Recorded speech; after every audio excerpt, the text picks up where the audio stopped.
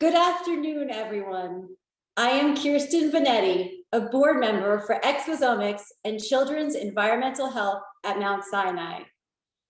I am truly delighted to welcome you for today's lunchtime chat in the Mount Sinai Institute for Exposomics Research and Environment and Health series.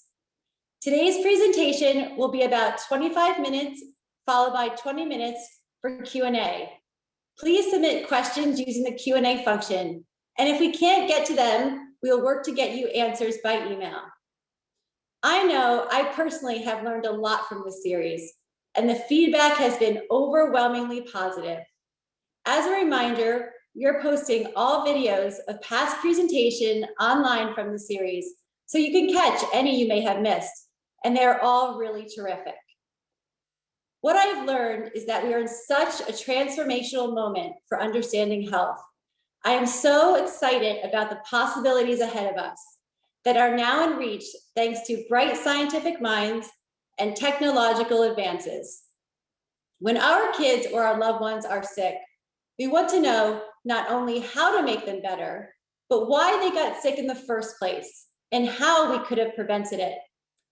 Using new methods, scientists are making inroads in complex diseases from autism to Lou Gehrig's disease in really exciting ways. Our scientists have developed methods to measure things that just weren't possible 10 years ago. And like Dr. Robert Wright said in his talk 2 weeks ago, if we can't measure something, we truly can't understand it, and then we tend to ignore it. But we are learning so much that can be measured, from the air we breathe in our homes to daily stressors in our lives. It's truly extraordinary. It is my pleasure today to introduce Dr. Lauren Petrick. She's the Associate Professor in the Department of Environmental Medicine and Public Health. She is head of Untargeted Metabolomics at the Exposomic Laboratories at Mount Sinai. Dr. Petrick is known for her novel methods that measure thousands of molecules in incredibly small blood samples to understand past environmental exposures. She currently is the principal investigator or co-investigator on research projects examining early life exposures and risk for autism spectrum disorder. Today, she will discuss her work on childhood leukemia and the hope it presents for rare childhood disease prevention. Dr. Petrick completed her postdoctoral fellowship at the University of California at Berkeley and the Technion Israeli Institute of Technology. And with that, Dr. Petrick, please take the stage. Hi, everyone. Good afternoon, and thank you very much for having me here today. And thank you, Kirsten, for that great introduction and your help today moderating. Today, I'm going to be talking about the exposome and how we're applying this concept in novel ways to investigate environmental exposures and how those exposures during early life may affect future health. I'll be building off some of the ideas that were introduced earlier on in this series by Drs. Manish Arora and Dr. Robert Wright. So there may be a few slides that look familiar, but I'm going to be telling you a little bit more about my work and how I see some of the technologies that we're developing here can be used in the future to better understand the role of the environment on health. So this talk is for non-scientists who are interested in science. And so I encourage anyone who has any questions that don't get answered at the end to feel free to follow up afterwards. You can reach out to me directly or through the Institute, and they'll direct the question. So thank you in advance for spending your lunch with me. So we know that genetics can play a major role in health and has been the focus of most research for over 20 years. And just like eye color and height are inherited, there are diseases and disorders that are also inherited. Sometimes parents get genetic screenings done to determine whether they both are carriers for high-risk genetic disorders, and therefore their children may likely have it. Diseases like Tay-Sachs or cystic fibrosis. Similarly, there are environmental exposures that we know cause disease, right? The most common one is tobacco smoke, which is a major risk factor for lung cancer. However, most diseases are actually some combination of both the environment and genetics. Not everyone who smokes gets lung cancer because genetic susceptibility plays a role, as well as previous exposures and vulnerabilities. And even in highly genetic diseases like sickle cell and cystic fibrosis, environment can play a role, particularly in the severity of the disease. So in fact, the environment plays a role in most complex diseases. And this evidence comes mostly from studies that use identical twins, right? Identical twins have the same genetic makeup. And through fetal development and early childhood, at least, they would have similar exposures, so shared exposures.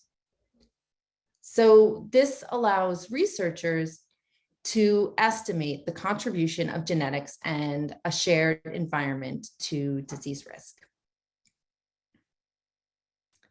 So this graph is for diseases that are diagnosed in adults. And if you look at the x-axis, you have the percent risk from genetics and shared environment. And what you see is that these estimates generally are quite low. So the highest is for lung diseases at around 50%, where that red vertical line is.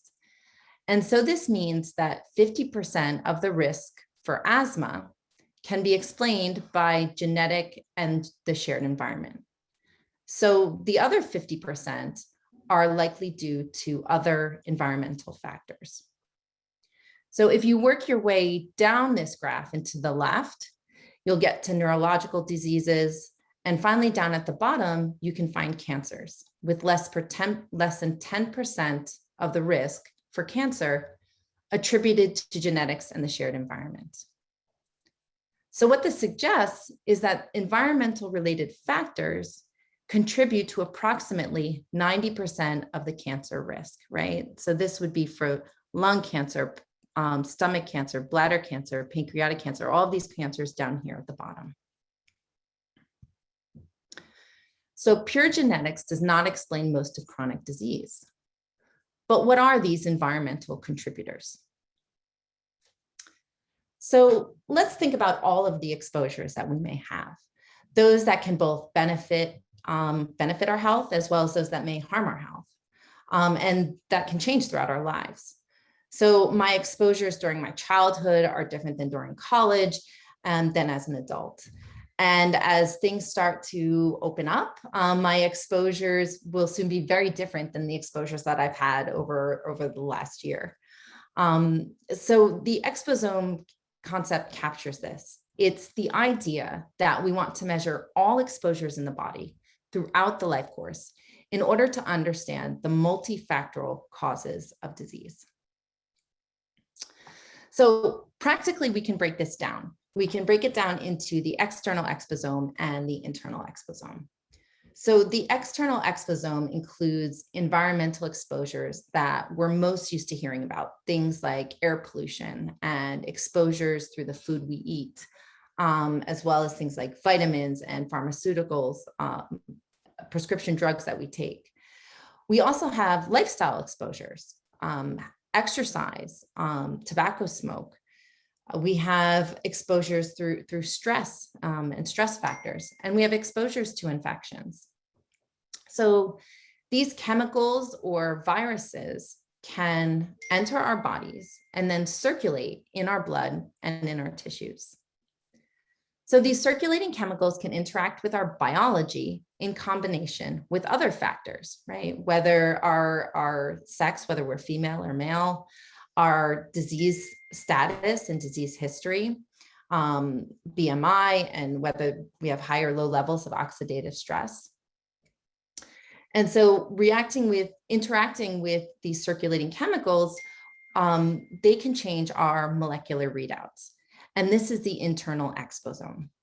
We can measure thousands of epigenetic markers, proteomic markers, metabolomic markers that reflect the effects of all of these exposures on our bodies at any given point in time.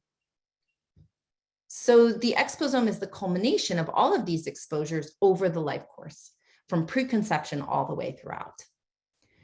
So in short, like the genome describes a person's genetic profile, the exposome is the complement. It describes a person's exposure profile. And unlike the genome that doesn't change, the exposome is dynamic and changes throughout the life course, making it very complex.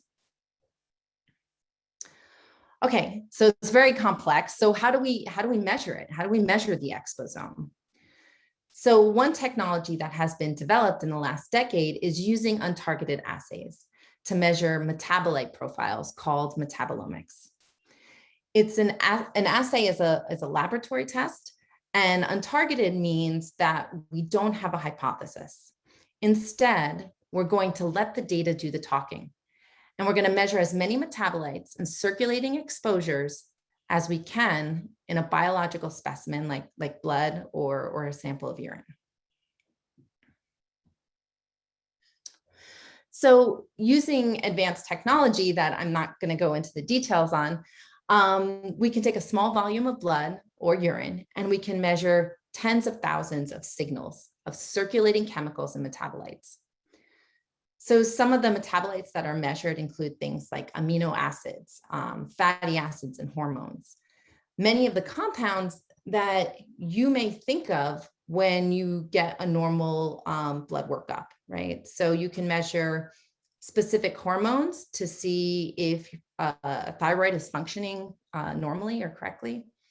You can measure glucose levels, checking for symptoms related to diabetes, cholesterol levels to see if you're at risk for cardiovascular disease. So a doctor may be checking your blood for a specific set of 10 or 20 different chemicals, what we sometimes call a panel, to determine what your levels of those metabolites are compared to sort of normal levels. So this would be a hypothesis-driven assay where a doctor is interested in checking these 10 or 20 specific metabolites or compounds. So my untargeted assay measures many of these and tens of thousands of other chemicals, including acetaminophen, caffeine, plasticizers that may come from toys, nutrients, and many others, some that we don't even know what they are. But I look for unique exposures or unique exposure levels that may help us understand the causes of disease. So I just want to give you sort of a practical example of what these type of assays can do, right? So one study performed in Barcelona in Spain measured samples collected from adults before and after they went swimming for about 40 minutes. They also measured disinfectant byproducts in the pool water and in exhaled breath. Disinfectant byproducts are chemicals that are formed when chlorine that's put in the pool water reacts with some of the sweat and the body gunk that comes off of our bodies when we enter the pool, right? So they react and they form this disinfectant byproduct. And this is actually why we shower before we go into the pool, to sort of remove some of those reactions from happening. So these researchers used an untargeted assay to identify almost 300 metabolites that were from all different biological pathways that were altered in the blood from this short exposure. They also found 4 new metabolites that were chlorine related. They weren't able to identify them, but they were never measured before. So this isn't to scare anyone. Obviously, swimming is a very healthy activity and is highly recommended. And our bodies can handle these sort of small exposures. The altered metabolite levels would go back to normal for almost everyone. And but it's mostly just thinking about this in the context of all of the exposures that we may have in our lives, right? And it sort of shines a light on the potential unknown exposures that we may have throughout our life course and how they can potentially affect our health, particularly if we're susceptible or vulnerable for any reason.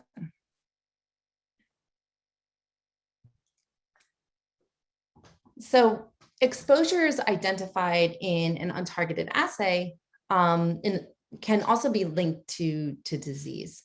And so one of the first studies that used a similar technique to study etiology is the group in Cincinnati led by Stanley Hazen that discovered 3 metabolites that were linked with cardiovascular disease in 3 different populations. So they saw that these 3 metabolites were higher in people who had a heart attack, a stroke, or had died within three years following a cardiac evaluation where they'd gone and gotten evaluated at a clinic compared to a healthy population. And it was repeated. These 3 metabolites were higher in the people who were unhealthy compared to the healthy controls in all 3 of the studies. And so the 3 metabolites included a nutrient that's found in red meat and eggs. It's called choline. And it actually interacts with the gut microbiome to form a compound called TMAO, which is trimethylamine oxide. And this led to a decade of future studies using clinical populations and toxicological studies in animal models to uncover the mechanisms linking TMAO to atherosclerosis and to cardiovascular disease in order to find effective prevention and treatments. So these are examples of assays performed in samples collected from adults. However, how do we measure the early life exposome? We know that prenatal and the first years are particularly vulnerable windows for exposures for both childhood and adult diseases, including cancer. And this could be due to rapid developmental changes, developmental changes going on. It could also be due to immature detoxification mechanisms. For example, the normal half-life in a healthy adult of caffeine is about 2 hours. And so what this means is that in about 2 hours, half of the caffeine that has come into our bodies has been converted or eliminated, right? However, in a newborn, the half-life can be several days, almost up to a week, due to these immature detox mechanisms. So this is just an example that demonstrates that exposures during this early time could be particularly important. So in order to study the causes of these diseases, we would need to collect a sample around this early time period prior to disease onset. But how do we do this, particularly for rare diseases? And so one early life disease that I'm interested in is childhood leukemia. Leukemia is the leading childhood cancer, with ALL, which is acute lymphoblastic leukemia, and AML, which is acute myeloid leukemia, the most common diagnoses. Some environmental risk factors that have received some attention in the literature include parental smoking, particularly paternal smoking, alcohol consumption, electromagnetic field exposure, exposure to organic solvents. These are a lot of times PAHs, socioeconomic factors, also immunity and infection, and as well as pesticides. It's also been shown that early life exposures are particularly important for childhood leukemia development. Among other evidence, childhood leukemia rates are highly discordant between identical twins. So this means that even though they may have the same genetics and they may have the same, many of the same shared exposures, only one of the twins may develop leukemia while the other doesn't, or they may develop it many years apart. And so this points to very early life factors as likely contributors. So while leukemia is the leading pediatric cancer, incident rates are only about it's good that they're low, but are only about 5 per 100,000 children. and young adults less than 20 years. So how do we get biological samples prior to diagnosis in order to identify these early life exposures? If only 5 children per 100,000 get leukemia, we would need to collect blood from millions and wait years until diagnosis in order to get a large enough sample size to perform a study.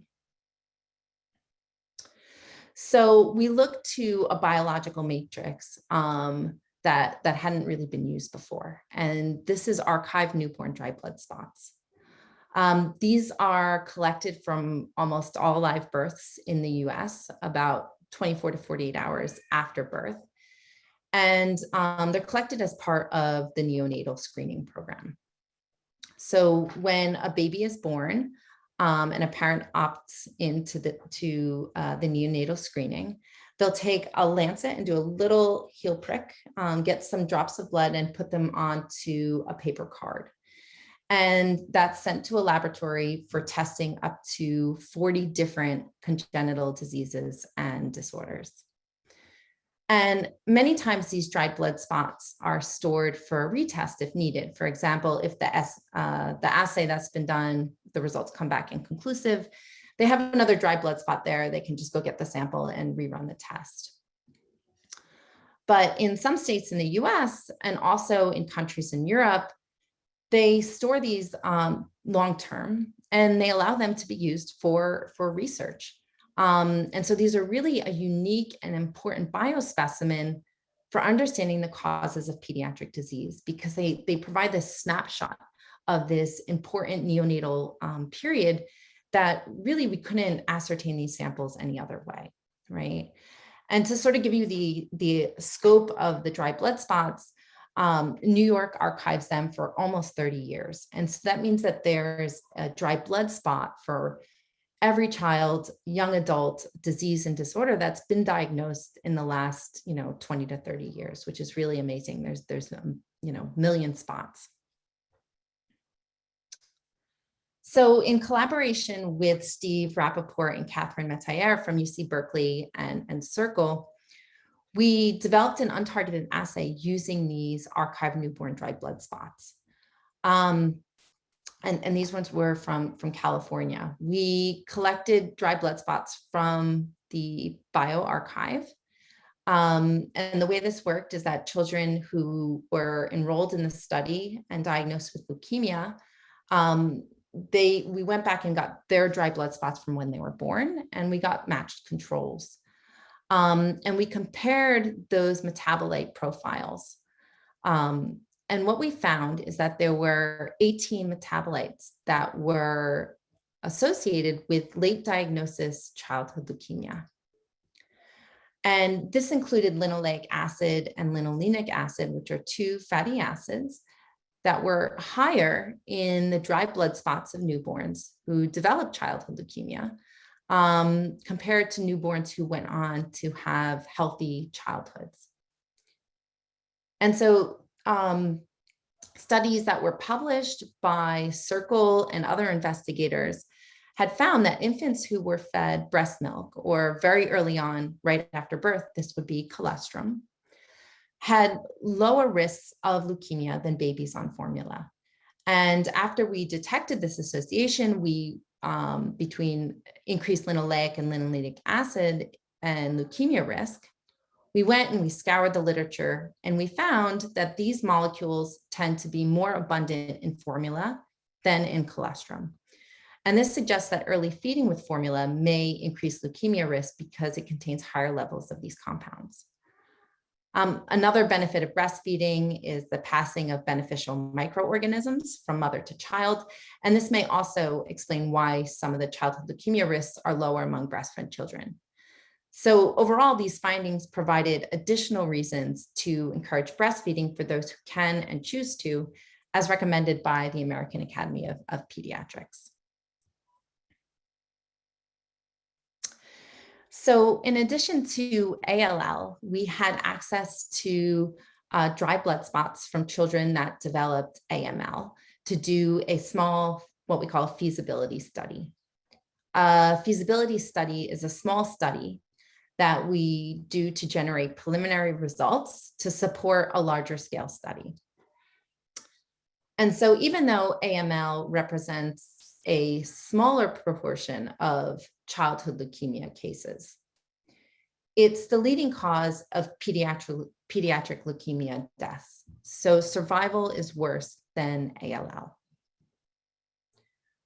While Down syndrome is the largest risk factor for AML, there are some suggested environmental factors from the literature, and a lot of these are the same ones that are associated with ALL. So pesticides and smoking and the others that I mentioned earlier.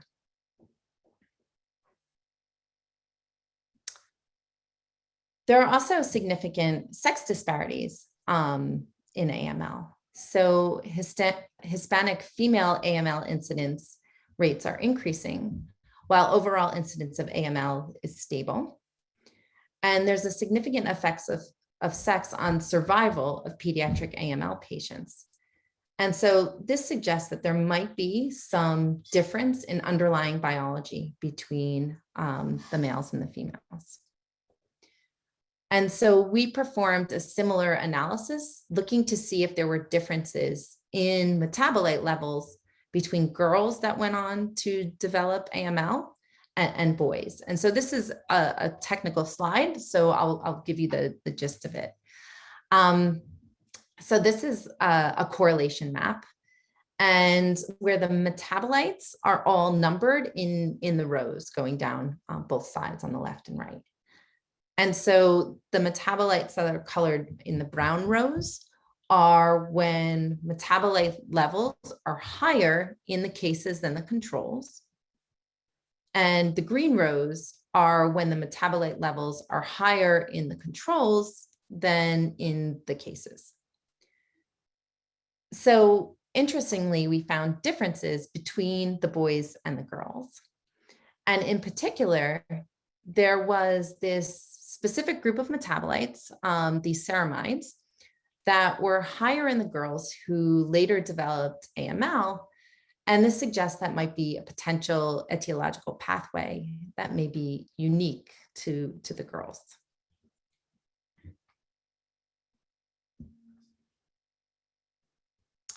So both the AML and the ALL studies are promising, but they're preliminary. And we're looking to perform similar studies to see if these exciting results replicate. And so we do have an ongoing study now where we're looking at an additional set of ALL cases and controls, and we'll see if these same metabolites pop up as being different between the two. We're also looking to see if we can use this technology to identify early life risk factors for other diseases and disorders.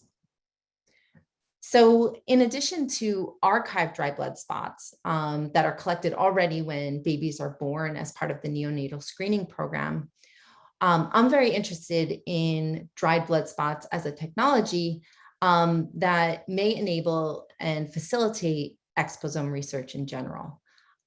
So there's some newer microsamplers that are coming out that enable you to do a little finger prick and use a little absorptive pen, and you can just take a small blood sample. You can do this at home, you can mail this in. And so they're minimally invasive. It doesn't require specific training or going into a clinic. And so they may be easier to collect from infants or for young children, for those in late adulthood or in low resource settings that can't easily access a clinic or facility. So I'm really excited about the potential of using these dried blood spot samplers to better understand exposures and to monitor health trajectories. So like I said, since they're easy to collect at home, it might be an opportunity to collect repeated samples. And so I can see a future of these sort of dried blood spot technologies really being used for surveillance and following treatments and to understand the role of environments on prognosis for personalized medicine strategies.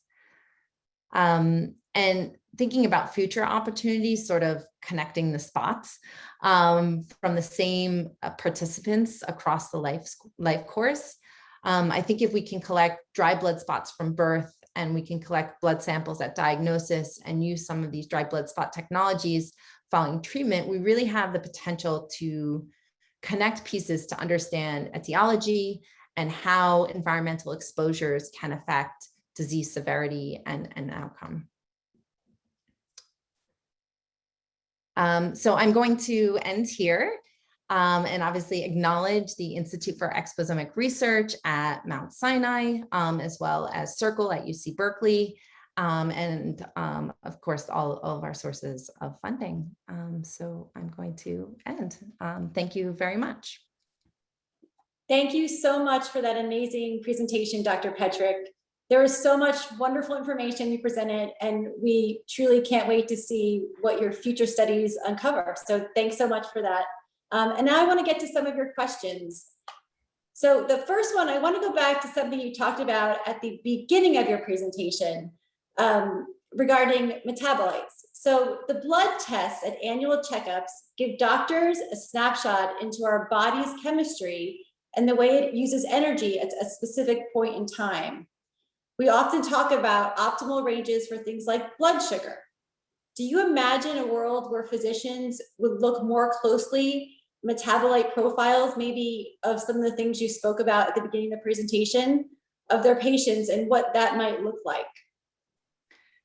Yeah, I think this is sort of a question of whether untargeted assays can be used towards, I think, personalized medicine, right? And so how we have the, Fitbits that are tracking our sleeping and our exercise, and we have air pollution models that can track our air pollution exposures back 20 years on daily resolution, right?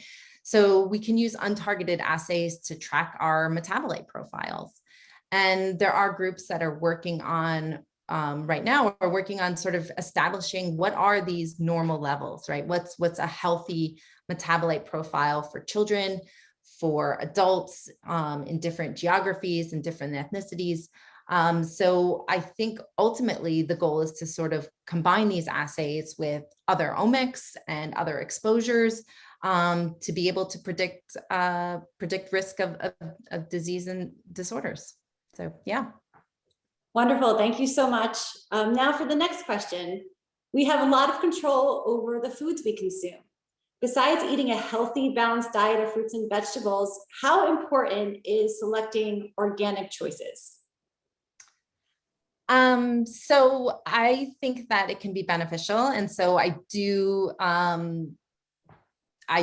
eat organic foods in my family for me, for my children.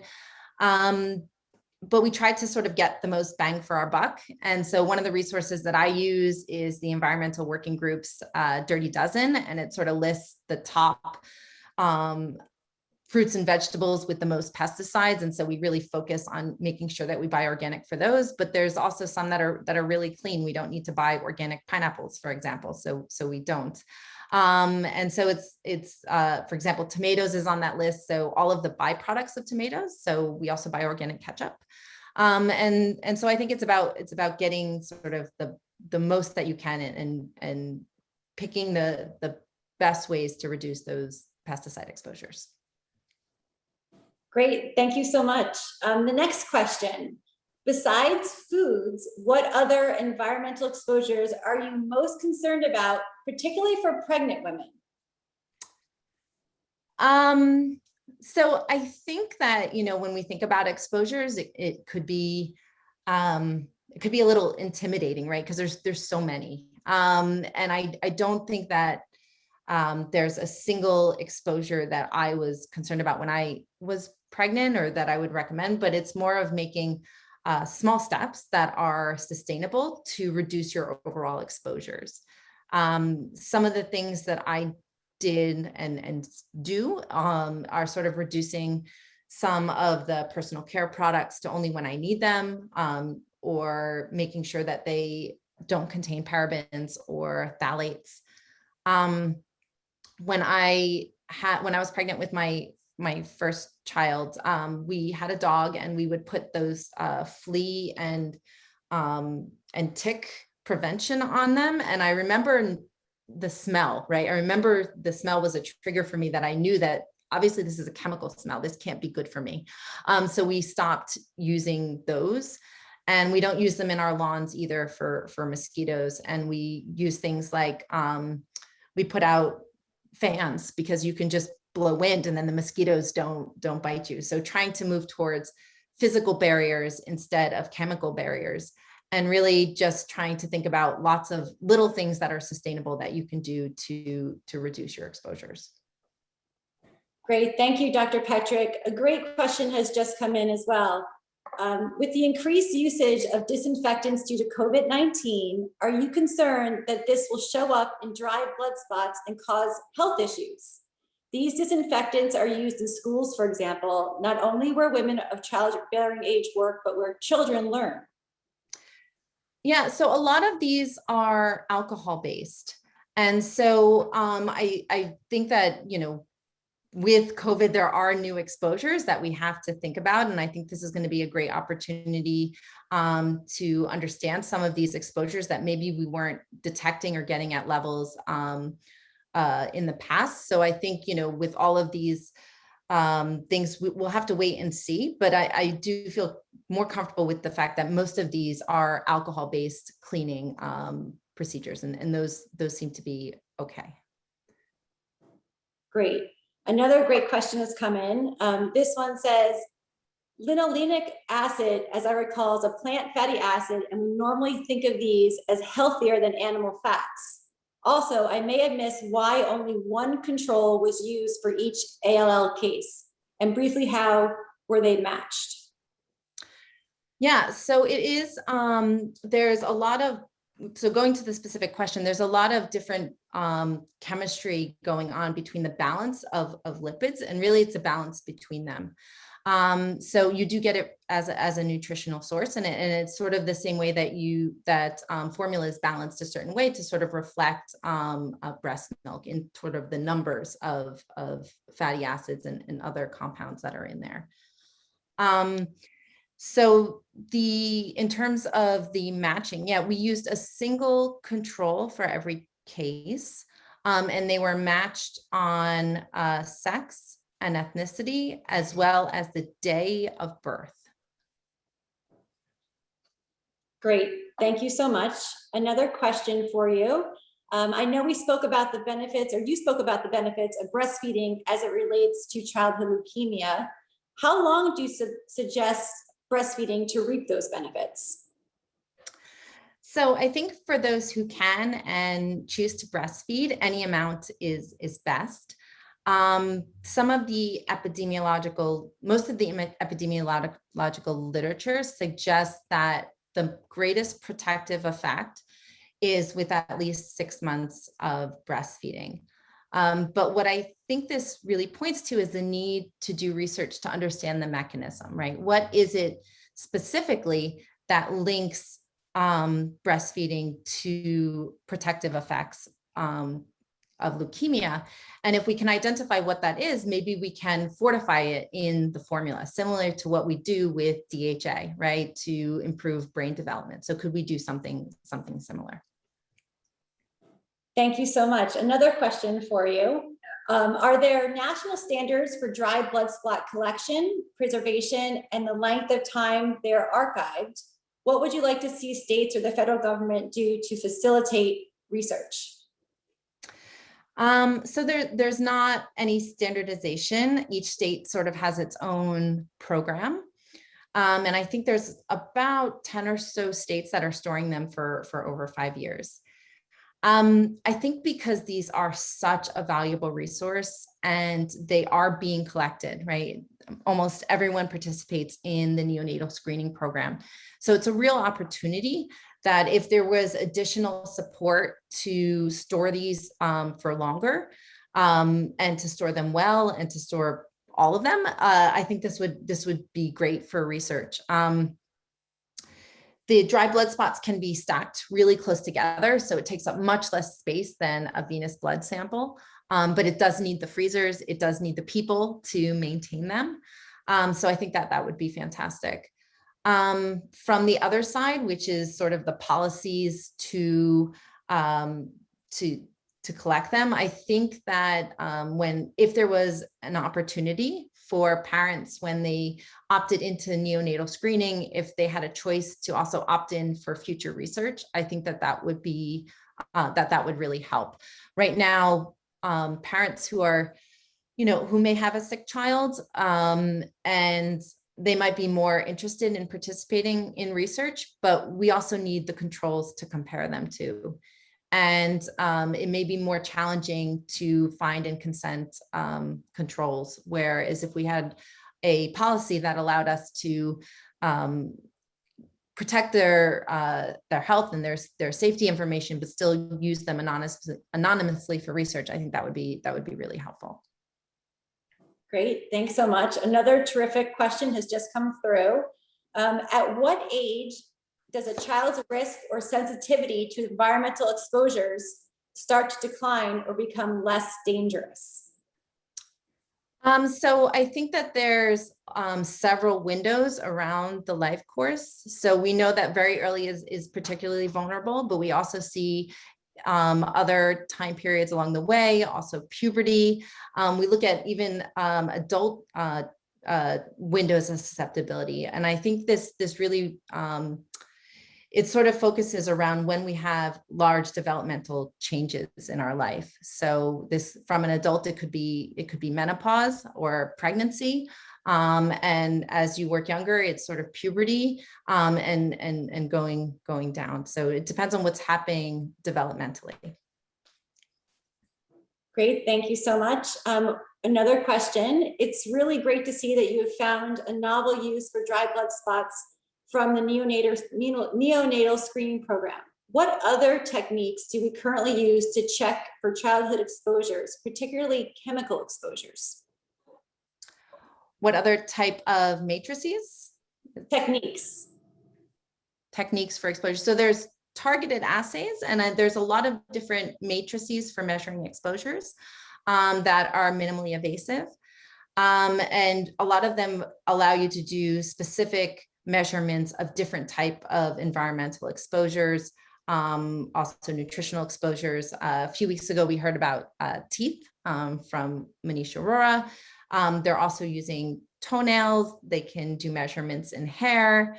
There's measurements in saliva. So I think a lot of the technologies are moving towards, as the instruments are getting better and more sensitive to allow us to measure them, we're able to use more of these more novel matrices. Great, thank you so much, Dr. Petrick.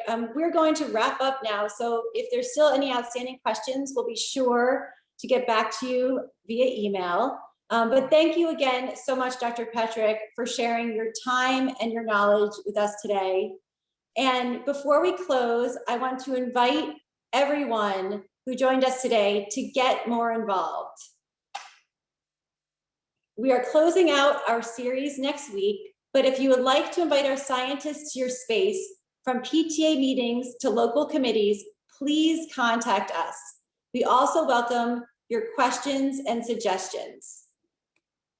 We are also in the midst of creating a new board to power this pioneering work at Mount Sinai and are seeking board nominations. We are looking for individuals who are philanthropically motivated to enact change and to help us advance a strategic plan. Please contact us to nominate someone or to learn more. In addition, please send us your feedback by taking a photo of this QR code to complete the evaluation survey. We will also send it to you by email next week. Your feedback is really important to us and we truly appreciate it. Finally, next week will be our final chat in the series with Dr. Rosalind Wright, co-director of the Institute. Dr. Wright will discuss stress and asthma and talk about the protective effects of nutrition. The talk will be moderated by Dr. Sarah Evans. Thank you for everyone who joined us today and have a truly wonderful rest of your day.